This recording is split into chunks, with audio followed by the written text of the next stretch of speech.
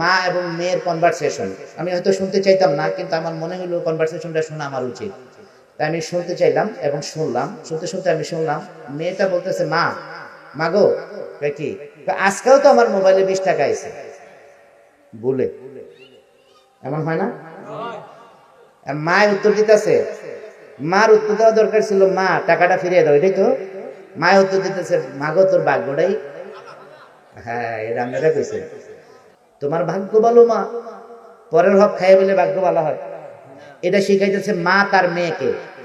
এই মেয়েটা কয়েকদিন পরে পালাইয়া যাইব, মাকে বা আরে আমার তো কোনো অপরাধ ছিল না, আরে মা তুমি তো শিখাইছো সব আকামের কথা। কথা বলেন ঠিক কিনা?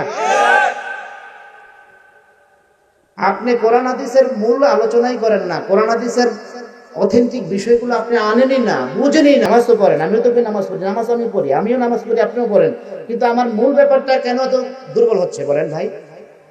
বলেন না কেন আমরা এতটা পিছিয়ে গেলাম?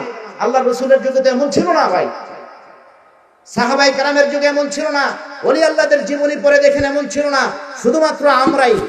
কথা বলেন ঠিক কিনা?